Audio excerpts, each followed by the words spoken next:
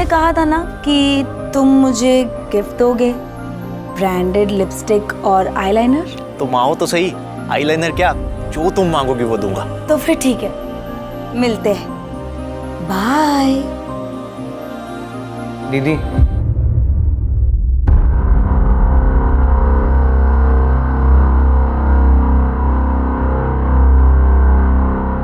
चले। देखिए भैया, पिछली बार तो भाभी की मौत की वजह से सारे सिंपैथी के वोट्स हमें मिल गए, लेकिन इस बार बड़ी कड़ी टक्कर है। अरे शिखा, स्कूल जा रही हो? जी। अच्छा एक मिनट रुको। अरे पवन। हाँ साहब जी। शिखा बेटा को स्कूल छोड़ के आओ। चलिए छोटी मालकिन। नहीं चाचा जी, मैं चली जाऊंगी। छोड़ के आओ उसे। चलिए मालकिन।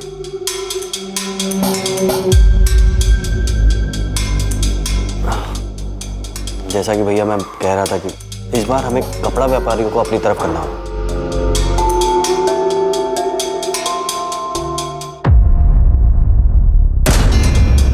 क्योंकि उनके बीच में आपके प्रतिद्वंदी सूबेदार रंजीत की काफी चर्चा हो रही है, जो कि अभी अभी आर्मी से वॉलंटरी रिटायरमेंट लेके आए। लड़ने दो माँ, ये आर्मी की लड़ाई नहीं है, ये वार्ड कॉर्पोरेटर की लड़ाई है। इसमें राजनीतिक बुद्धि की जरूरत होती है।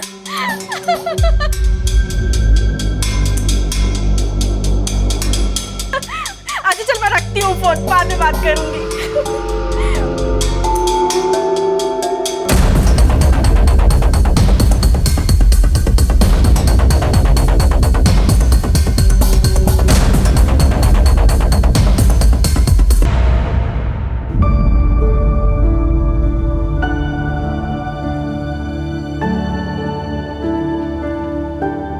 शिखा, वो मैं हाँ विनीत, बोलो। वो हमें फिजिक्स के नोट्स चाहिए थे, लेने रह गए। ओके, मैं कल ला दूँ, चलेगा? हाँ ठीक है। शिखा हाँ बाय। या बाय। तो बे फट्टू, लड़की पटाएगा तू? अपनी औकात के हिसाब से लड़की पटा, वरना फट जाएगी जेब। तू क्या समझा? ओए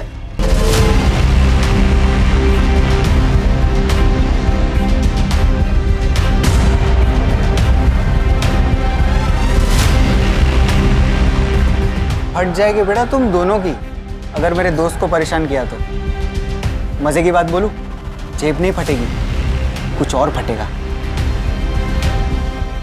चलो निकलो। चल बे।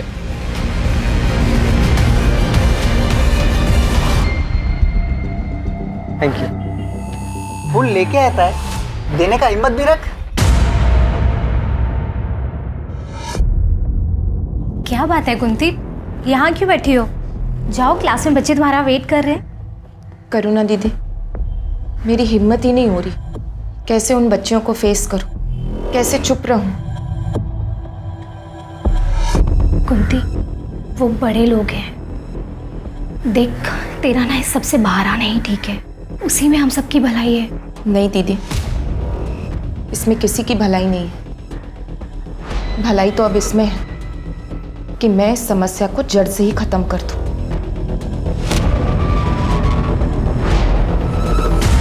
जितने गुलाब तूने प्रपोज करने से पहले वेस्ट किए, उससे कम में तो लोग शादी तक पहुंच जाते। तू शिखा को प्रपोज करने वाला है भी कि नहीं? करूंगा ना। हाँ तो कर ना।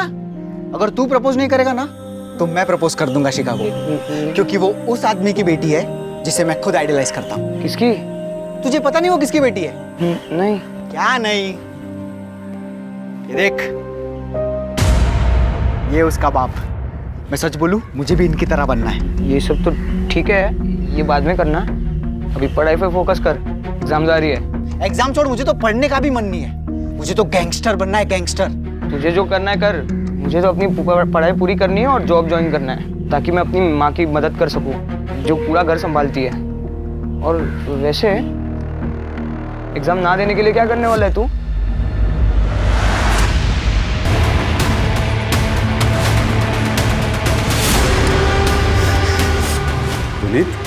तुम ठीक हो ना? सुबह चाचा, वो विशाल ने दुकानदार, उसने दुकानदार। मुझे मालूम है बेटा, तुम्हारी मम्मी ने बताया। चाचा, वो पुलिस वाले मुझे नहीं पकड़ेंगे ना? मैंने कुछ नहीं किया। तुम्हें कुछ भी नहीं होगा। रिलैक्स, रिलैक्स, मैं हूं ना। Come on. कुंती, तू अकेली औरत इतना बड़ा कदम उठाने की कोशिश कर रही है। समझने की कोशिश कर, तेरी जान को खतरा हो सकता है। तेरे पीछे तो किसी का कोई सपोर्ट भी नहीं है। कम से कम तेरा पति होता तो तुझे हिम्मत मिलती। अगर आज वो होते तो जितनी हिम्मत मैं दिखा रही हूं उतनी भी नहीं दिखा पाती। दीदी, मेरे भी 2 बच्चे हैं, मैं चुप नहीं बैठ सकती। मैं जो कर रही हूँ मुझे करने दीजिए। मेरे पास उसके खिलाफ ठोस सबूत है अपनी बात साबित करने के लिए। अब उसे कोई नहीं बचा सकता। कल सुबह तक उसकी सच्चाई सारी दुनिया के सामने आ जाएगी।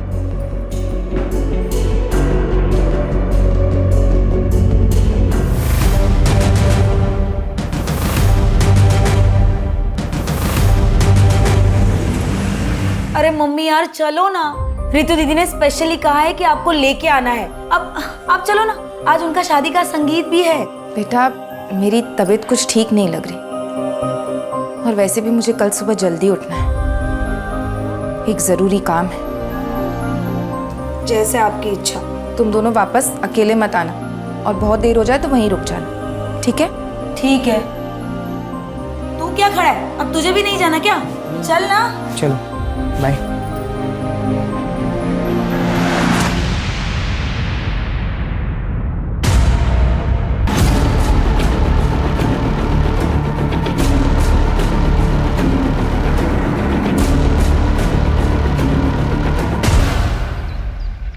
Mummy, mummy, mummy, mummy, mummy.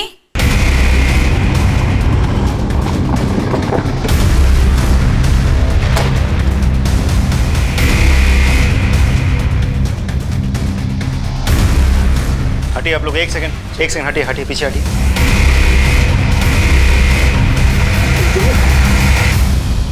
आप लोगों में से सबसे पहले किसने देखा था?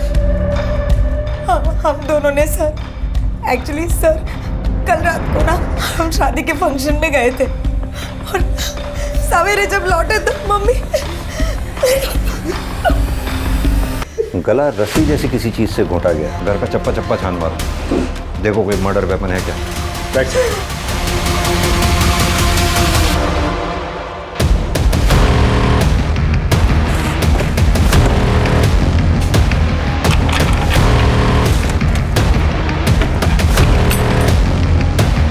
आप में से किसी ने कल रात कोई आवाज या किसी तरह की भी कोई चीज देखी हो? नहीं सर, हम लोग भी उसी शादी के फंक्शन में गए थे। ठीक है, धन्यवाद। आप लोग अभी जा सकते हैं। सर, दरवाजे पर कोई फोर्स इंजरी के निशान नहीं है सर। वो घर का पिछला दरवाजा भी अंदर से बंद है। यानी कि ये बात साफ है, जो भी आया सामने के दरवाजे से आया और सामने के दरवाजे से ही बाहर गया। अब महेंद्र, ऐसा 2 सूरतों में ही हो सकता है। या तो कुंती जी उस आदमी को जानती थी, उसके लिए इन्होंने खुद दरवाज़ा खोला होगा, या फिर कोई लुटेरा घर में लूटपाट या घर में सेंध लगाने के इरादे से आया और अंदर घुसा। आप लोगों को किसी पे शक है? हाँ सर, ये सब उस सुनील ने किया है। कौन सुनील? वो लड़का ना मुझे हैरेस करता था और कुछ दिन पहले पता नहीं क्या सीखेगा ये सारी चीजें। मुझे तो बिल्कुल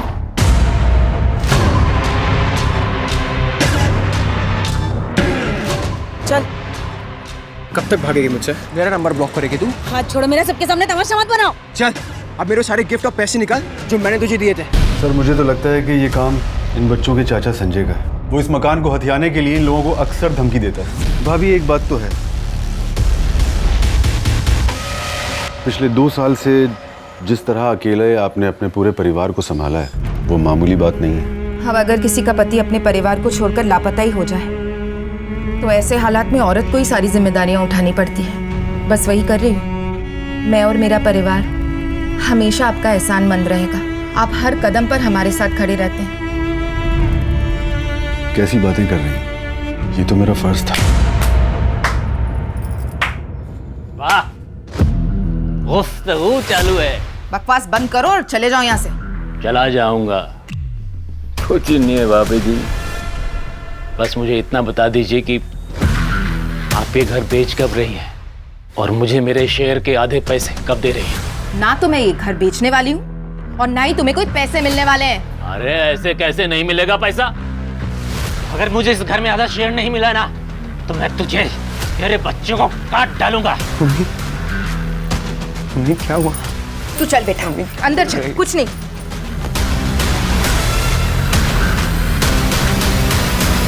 आपकी तारीफ? इनके पिता अजय मेरे बचपन के दोस्त। तो इनके पिता अजय वो कहाँ हैं? वो पिछले 2 साल से इन लोगों को छोड़कर कहीं चला गया। पूरा घर छान मारा लेकिन कोई सबूत हाथ नहीं लगा। बॉडी का पंचनामा करवा के पोस्टमार्टम के लिए भिजवाओ। फॉरेंसिक टीम को भी इन्फॉर्म कर दो।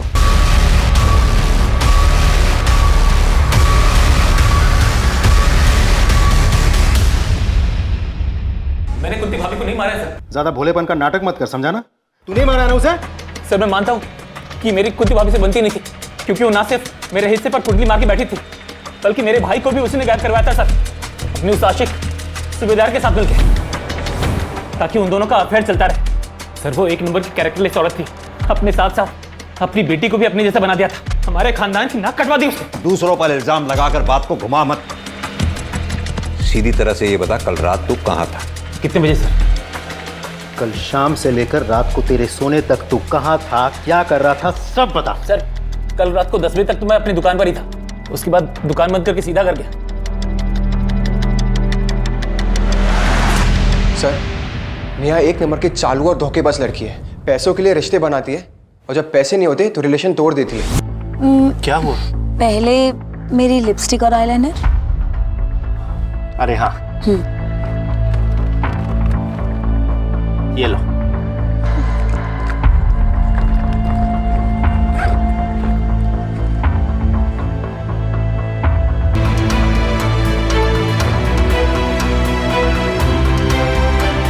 मुझे उसको सबक सिखाना था सर, और इसलिए मैंने उसका रास्ता रोका था। जो लड़का किसी लड़की की बेवफाई के बदले में उसका रास्ता रोक सकता है, उसको मॉलेस्ट कर सकता है, किसी के थप्पड़ मारे जाने के बाद बदला लेने के लिए उसकी जान नहीं ले सकता वो? नहीं सर, आप गलत समझ रहे हैं। मैंने नेहा की माँ को नहीं मारा है। कल रात कहाँ था तू? सर अपने घर पे ही था। राजदीप, ये कुंती, नेहा, विनीत, संजय, सुनील, सूबेदार, इन सब की कॉल डिटेल रिकॉर्ड्स और मोबाइल की लोकेशन निकलवाओ। और ये कुंती की फैमिली की हिस्ट्री पता करो। और हाँ, ये पोस्टमार्टम की रिपोर्ट जल्द से जल्द मंगवाओ। Right sir.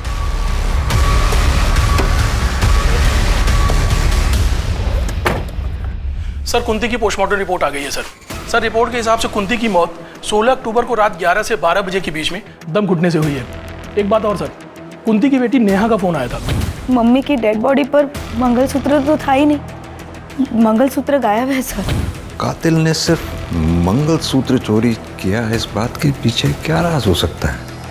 सर, सभी के कॉल डिटेल्स और लोकेशन डिटेल्स आ गए हैं। इसके हिसाब से हादसे के वक्त नेहा और विनीत शादी के फंक्शन वाले एरिया में थे, लेकिन सुनील, संजय और सूबेदार ये तीनों अपने अपने घर वाले एरिया में थे। राजदीप, आजकल इन मोबाइल लोकेशन की रिपोर्ट्स पे भरोसा नहीं किया जा सकता। क्रिमिनल बहुत स्मार्ट हो गए हैं। उन्हें पता है पुलिस सबसे पहले कॉल डिटेल रिकॉर्ड्स और उनके मोबाइल की लोकेशन खंगालेगी, इसलिए वो जो भी क्राइम अटेम्प्ट करते हैं उसके अकॉर्डिंगली ही प्लान करते हैं। कुंती की फैमिली की हिस्ट्री के बारे में कुछ पता चला? कुंती का पति अजय आज से 2 साल पहले अचानक रहस्यमय तरीके से गायब हो गया था। उसके बाद से लेकर आज तक वो कहाँ है किसी को कुछ नहीं पता। क्या कुंती के परिवार वालों ने अजय के मिसिंग होने की कंप्लेंट लिखवाई थी? कंप्लेंट लिखवाई थी सर, इन्वेस्टिगेशन शुरू भी हुई थी, लेकिन उसके बाद किसी को कुछ पता नहीं चला। अच्छा, ये कुंती के बच्चों के बारे में कुछ पता चला? लोगों का कहना है कि विनीत बहुत ही पढ़ाकू और डरपोक टाइप का लड़का है, जबकि कॉल रिकॉर्ड्स के मुताबिक नेहा करीब आधे दर्जन लड़कों के साथ ऑड आवर्स में बात करती है। इसका मतलब क्या सुनील जो बोल रहा था वो सच है? सर कहीं ऐसा तो नहीं है कि कातिल नेहा को मारने के लिए आया हो, और चूंकि नेहा घर पर नहीं थी तो उसका सामना नेहा की माँ कुंती से हो गया। नेहा से बात करते हैं। हेलो, अच्छा ठीक है, thank you sir. Cyber cell से कॉल था। उन लोगों का कहना है कि कुंती की मोबाइल गैलरी पूरी तरह से डिलीटेड है, किसी ने पूरा फोल्डर ही डिलीट कर दिया होगा। ऐसा क्या था उस फोन की गैलरी में जो किसी ने पूरा का पूरा फोल्डर ही डिलीट कर दिया? नहीं सर, ना तो मुझे ये पता है कि फ़ोन की गैलरी में कुछ था या नहीं, ना तो मुझे ये पता है कि ऐसा कौन कर सकता है। हाँ, मम्मी का फ़ोन कभी लॉक नहीं रहता था, तो कोई भी कर सकता है ना। हमने तुम्हारे कॉल डिटेल रिकॉर्ड्स निकलवाए तो उसमें पाया बहुत से लड़कों के नंबर हैं उसमें, जिनसे तुम्हारी ऑड आवर्स में बहुत लंबी लंबी बातें होती हैं। क्या मैं जान सकता हूँ उन लड़कों से क्या रिश्ता है तुम्हारा? ये सच है कि मैं लड़कों से बातें करती थी, उनसे मिलने भी जाती थी, पर वो इसलिए क्योंकि वो लोग मुझे मेरी लाइफस्टाइल जीने में मदद करते थे। पर मेरे पुराने रिलेशनशिप या अभी के रिलेशनशिप में सिर्फ सुनील ही है परिवार को नुकसान पहुंचा सकता है। और कौन ऐसा हो सकता है जो इस काम को अंजाम दे सकता है? हाँ सर, एक लड़का है, विनीत का क्लासमेट विशाल, वो 3 दिन पहले आया था।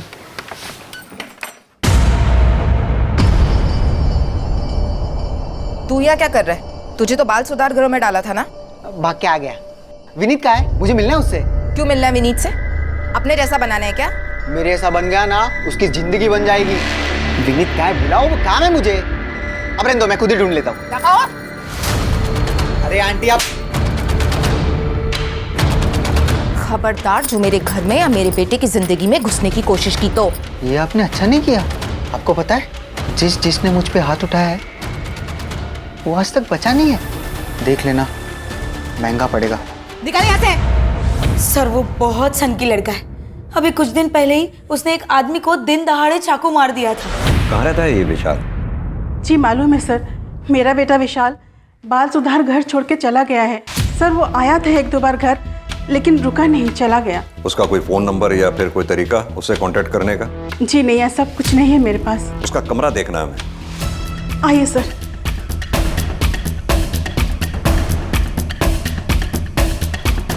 राजीव चेक करो, आप भी वहां उस अलमारी में देखो।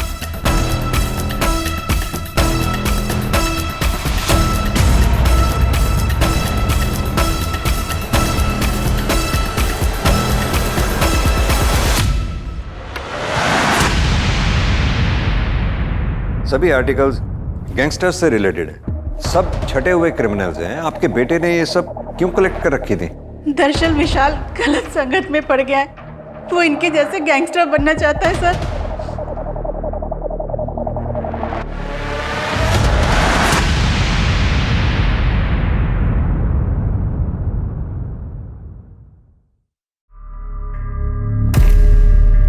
ले ले ले ले ले ले मिला मुन्ना लोला है। अब ना तो मम्मा बॉय की मम्मा है और ना ही विशाल पापा। अब कौन ख्याल रखेगा रे तेरा? बोल कौन कौन कौन कौन कौन बचाएगा तुझे हम दोनों से? बचाएगा तुझे हम दोनों से। क्या कह रहे तुम लोग? निकलो तुम लोग, मैंने कहा लीव। चल बे, इससे पंगा नहीं लेते। रमाकांत जी की बेटी है, चल।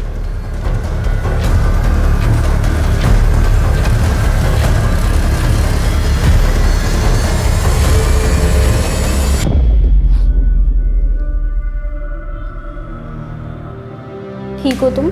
थैंक यू मुझे बचाने के लिए। तुम्हें कुछ पता चला कि विशाल कहाँ है?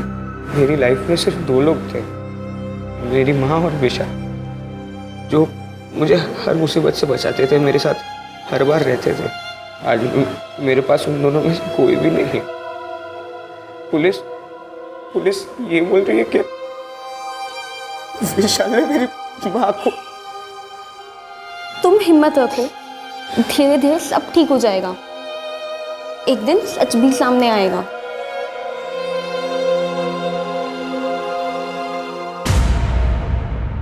आप बस इलेक्शन पे ध्यान दीजिए। अरे शिखा बेटा, जाके जल्दी से तैयार होके आ जाओ। क्यों तैयार होना है मुझे चाचा जी? क्योंकि तुम्हारे रिश्ते की बात कपड़ा व्यापारी संघ के अध्यक्ष शेखर मिश्रा से की है। शादी करनी है तुम्हारी। बहुत सुंदर हैं आप, मुझे आपकी बेटी पसंद है, तो शादी की डेट्स निकलवाइए आप। पंडित जी को हम अभी बुला लेते हैं। तो आप भी इलेक्शन की चिंता न कीजिए। आपका यह दामाद पूरे कपड़ा व्यापारी संघ का वोट दिलवाएगा आपको। इस बार भी आप ही विजयी होंगे। मुंह मीठा कीजिए आप। लेट।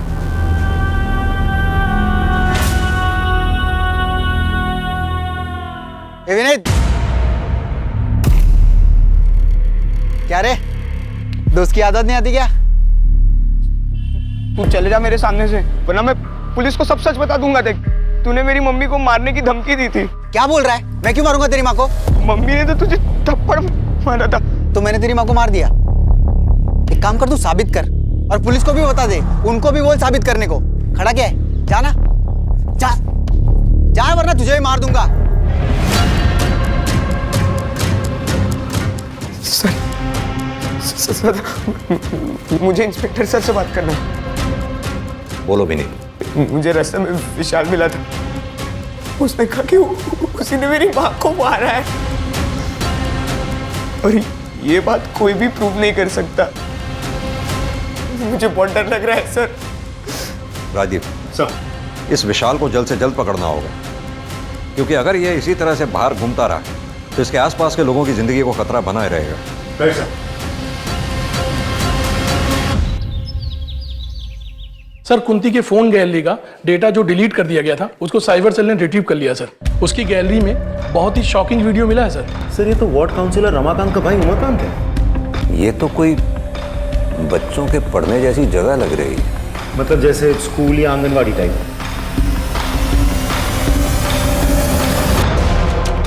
अब सीधी तरह से ये बता, कुंती के मोबाइल से ये वीडियो डिलीट कैसे हुई, और तू उस वक्त कुंती के घर पर क्या कर रहा था जब कुंती का मर्डर हुआ?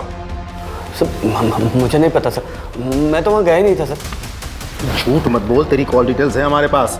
16 अक्टूबर की रात 11 से 12 बजे के बीच तो कुंती के घर वाले एरिया में मौजूद था कि नहीं? दूंगा रख के। बता दो, मैं कुंती के घर गया था, क्योंकि मुझे पता चल गया था कि उसने मेरी ये वीडियो तब बना ली थी जब। फिर क्या हुआ? मैंने आंगनवाड़ी केंद्र में कुंती किसी ने करुणा पर दबाव बनाया कि वो मुझे सब कुछ सच सच बता दी, और उसने मेरी पावर के डर से मुझे सब कुछ सच सच बता दी। मैं सिर्फ कुंती के घर उस रात उसे समझाने के लिए गया। जैसे मैं वहाँ पहुँचा, मैंने देखा कि कुंती वहाँ। मैंने सर से कुंती का मोबाइल उठाया और अपनी वीडियो डिलीट की।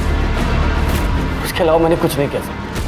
राजदीप सर, अच्छी तरह से तोड़ाई करो उसकी, जब तक ये सच ना उगले। सर, नहीं सर, मैंने कुछ बोल। सच सच बोल रहा हूँ।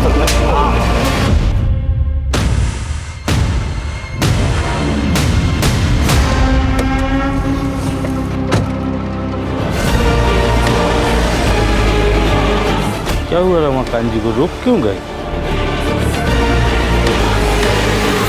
लेकिन दिनेश, एक बात समझ में नहीं आई मुझे। आखिर ये कातिल इस गाड़ी में घुसा तो घुसा कैसे? क्योंकि ना तो रमाकांत किसी के साथ आया था, और ना इस गाड़ी में कहीं कोई भी फोर्स एंट्री के निशान है। तुमने सीसीटीवी फुटेज चेक किया? सीसीटीवी गेट की दूसरी तरफ दूसरे एंगल पर है। मैंने चेक किया तो मुझे उसमें कुछ दिखाई नहीं दिया, ये गाड़ी भी नहीं दिखी। बट सर, मुझे एक बात समझ नहीं आ रही, आखिर रमाकांत जी यहाँ अकेले आए क्यों थे? तुमको किसी पे शक है? सर, शक नहीं, पूरा यकीन है। ये जरूर उस राघव ने किया होगा। ये राघव कौन है? तो भैया की पहली पत्नी का भाई। अभी वो कुछ ही दिन पहले घर पर आया था। अपनी घर की औरतों को अपने राजनीतिक फायदे के लिए सीढ़ियां बना रहा है तू। पिछले इलेक्शन में तूने मेरी बहन को मार दिया, फिर पब्लिक सिंपैथी के लिए झूठ मूठ के आंसू बहाए और जीत गया, और इस बार उसी राजनीतिक फायदे के लिए तू मेरी नाबालिग भांजी की जबरदस्ती शादी करवा रहा है। ये मैं कतई होने नहीं दूंगा, फिर इसके लिए चाहे मुझे तेरी जान क्यों ना लेनी पड़े।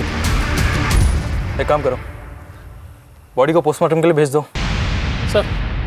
सर, आनंद नगर थाने से सब इंस्पेक्टर विनोद आए हैं आपसे मिलने। सर, वार्ड काउंसलर रमाकांत की हत्या हमारे इलाके में जरूर हुई, लेकिन उसका घर आपके दायरे में आता है, इसलिए मैं चाहता था कि आपकी और हमारी टीम मिलकर इस केस को सॉल्व करें। बिल्कुल। वैसे भी एक दूसरे केस के सिलसिले में हम रमाकांत के भाई उमाकांत को इंटेरोगेट करके ही आ रहे हैं। आप इनसे रमाकांत मर्डर केस की सारी डिटेल ले लो। आइए प्लीज। Thank you.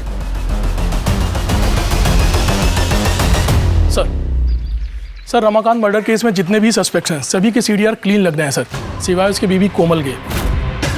कोमल किसी अरुण नाम के आदमी से देर रात तक लंबी लंबी बातें करती है सर।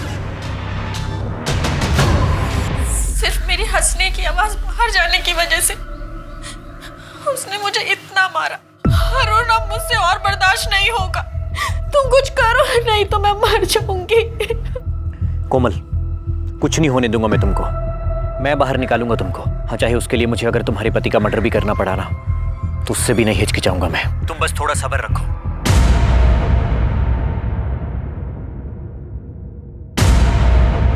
सर, उमाकांत पे हमने 3rd डिग्री इस्तेमाल किया, लेकिन फिर भी उसने ये बात नहीं कबूली कि उसी ने कुंती का खून किया है। सर, वैसे उमाकांत के खिलाफ हमारे पास कोई ठोस सबूत नहीं है। इनफैक्ट इस केस में किसी भी सस्पेक्ट के खिलाफ हमारे पास कोई कंक्लूसिव एविडेंस नहीं है। कुंती के घर चलकर दोबारा तहकीकात करते हैं। आई एम श्योर क्रिमिनल ने कोई ना कोई चूक जरूर की होगी जो हमसे मिस हुई है। Sir,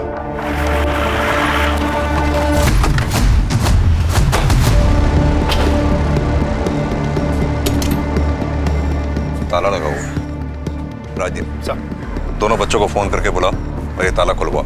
right sir. आप लोग भी अच्छी तरह से आसपास चेक करो, देखो कुछ मिलता है क्या।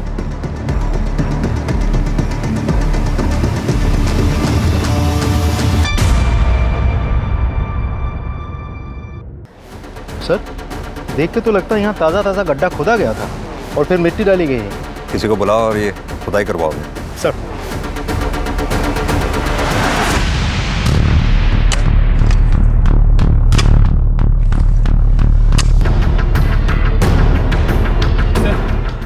ये कंकाल पक्का अजय भाई की है। आप इतना दावे के साथ कैसे कह सकते हैं ये कंकाल आपके भाई की? अंगूठी की वजह से सर। इस कंकाल को यहाँ गाड़ा किसने होगा? कंकाल को फॉरेंसिक जांच के लिए भेजो। उनसे कहो कंकाल का डीएनए बच्चों के डीएनए से मैच करके देखें। Right sir. सर, कुंती के घर के आंगन से हमें जो स्केलेटन मिला था वो अजय का ही है। इसे करीब 2 साल पहले जमीन में गाड़ दिया गया था। सर पे चोट के निशान मिले हैं, जैसे कि कोई रॉड या किसी मजबूत चीज़ से मारा गया हो। सर, इससे यही बात साबित होती है कि 2 साल पहले वो गायब नहीं हुआ था, उसे मारा गया था। लेकिन राजदीप, उस अजय को मारा किसने होगा? किसने उसे मारकर जमीन में गाड़ा होगा? सर, हमने उस अरुण को हिरासत में ले लिया है। विनोद, एक बात बताओ सर, क्या तुमने रमाकांत की गाड़ी का फॉरेंसिक टेस्ट कराया था? कराया था ना सर। क्या आया था उसमें? सर, उसमें कुछ फिंगरप्रिंट्स मिले हैं और ये भी पता चला है कि कोई गाड़ी की चाबी यूज़ करके गाड़ी में घुसा था, क्योंकि सर गाड़ी के अंदर कोई फोर्स एंट्री के निशान नहीं मिले हैं। हाँ, तो ये भी तो हो सकता है कि किलर जब गाड़ी में घुसा तो गाड़ी अनलॉक थी, या फिर दूसरी पॉसिबिलिटी ये है कि किलर के पास गाड़ी की डुप्लीकेट चाबी थी। अब सवाल ये उठता है कि डुप्लीकेट चाबी बनवाई किसने? सर ये देखिए, हम सबकी बातें करते रहे, ये कैसे हमारे दिमाग से छूट गया? विनोद, एक काम करो सर, अपने एरिया में जितने भी डुप्लीकेट चाबी बनाने वाले हैं सबसे कांटेक्ट करो, अपने खबरियों को एक्टिवेट करो। Sir. Excuse me sir. Hello, क्या? ठीक है, हम पहुंच रहे हैं।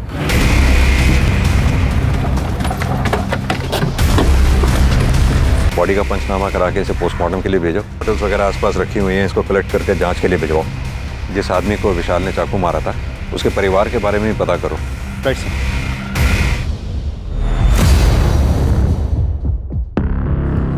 सर, ये देखिए क्या मिला है सर। हाँ सर, मैंने डुप्लीकेट चाबी बनाई थी, लेकिन उसका नाम नहीं पता। दिनेश, एक काम करो, सामने चेक करो कोई सीसीटीवी कैमरा लगा है क्या, शायद वहां से उस आदमी का कोई क्लू मिल जाए। Okay sir. सर, विशाल की पोस्टमार्टम रिपोर्ट आ गई है।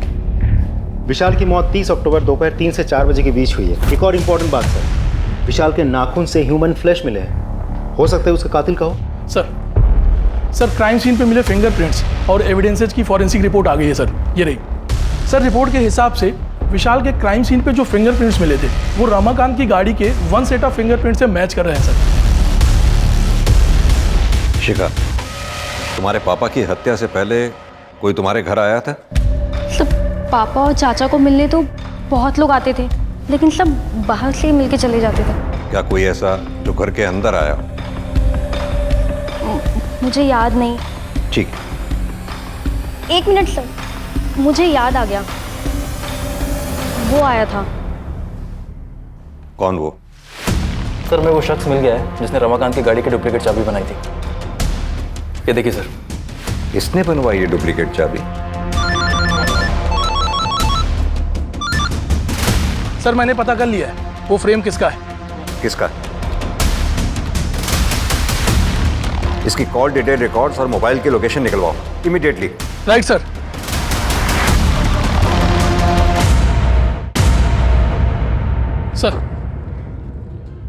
सर इसके सीडीआर के हिसाब से कुंती की मौत के 3 दिन बाद सर ये नेहरू नगर के गली नंबर 10 में गया था। अच्छे से उस एरिया को चेक करो। सर।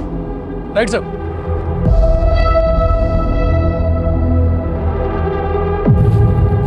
महेंद्र। सर। खुदवाओ। Right sir.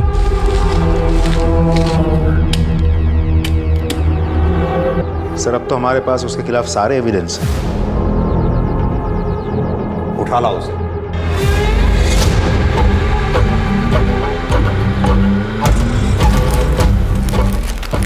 पहचाना इसे? ये हमें विशाल की डेड बॉडी के पास मिला और जिस दुकान से तुमने इसे बनवाया था उस दुकानदार से भी हमने ये वेरीफाई कर लिया। तुमने रमाकांत को क्यों मारा? हमारे पास इस बात के भी पक्के सबूत हैं। मुझे याद आ गया, वो आया था। कौन वो? विनीत। वो नोट्स लेने आया था लेकिन 1 घंटे में लौटा के चला भी गया। और यही नहीं, हमारे पास वो सीसीटीवी फुटेज भी है जिसमें तुम डुप्लीकेट चाबी बनवाते हुए साफ दिखाई दे रहे हो। और इसके साथ ही हमें रमाकांत की गाड़ी से तुम्हारे फिंगरप्रिंट्स भी मिले।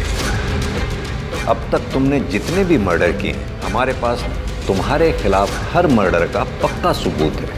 अब तुम बताना शुरू करो। बोलो। हाँ मैंने मारा है सबको। मेरी शुरू से ही आदत रही है कि अगर मुझे कोई चीज़ अजीज लगती है और उसे कोई कष्ट देता है या मुझसे दूर करने की कोशिश करता है ना, बर्दाश्त नहीं होता मुझसे। जैसे कि 2 साल पहले हुआ था।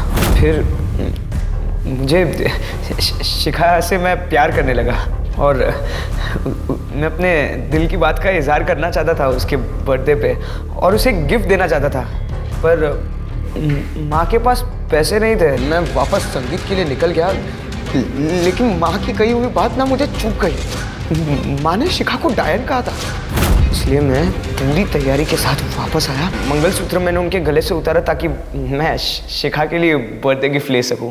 उसके बाद मैंने अपने कपड़े बदले और मैं वापस संगीत के लिए निकल गया। फिर मुझे पता चला कि वो रमाकांत शिखा की शादी करा रहा था और ये ना मैं हर हाल में होने नहीं दे सकता था। इसलिए मैंने रमाकांत का पीछा किया और उसकी एक डुप्लीकेट चाबी बना ली और मौका ढूंढता रहा। एक दिन वो विधायक के वहाँ गया। मैंने चुपके से उसकी गाड़ी में एंट्री मारी और मैं उसकी राह ताकते रहा। लेकिन विशाल को क्यों मारा? शिखा को विशाल पसंद था और ये चीज़ मैं नहीं देख सकता था। शिखा तू ऐसे कब तक इसे घूरती रहेगी? तू बता क्यों नहीं देती कि तू इसे चाहती है? बता दूंगी, फाइनल एग्जाम हो जाए पक्का बता दूंगी। मेरा दिमाग खराब हो गया। मैंने विशाल को ढूंढा और चल कोई बात नहीं, दोस्ती में तो ये सब होता रहता है। तुम्हारा कैरेक्टर तो सच में ही समझ से बाहर है। सच बताऊं, तुम मानसिक रूप से बीमार हो और मैं हायर अथॉरिटीज से ये रिक्वेस्ट करूंगा तुम्हें तुम्हारे गुनाहों की सजा वो दी जाए जो किसी एडल्ट को दी जानी चाहिए।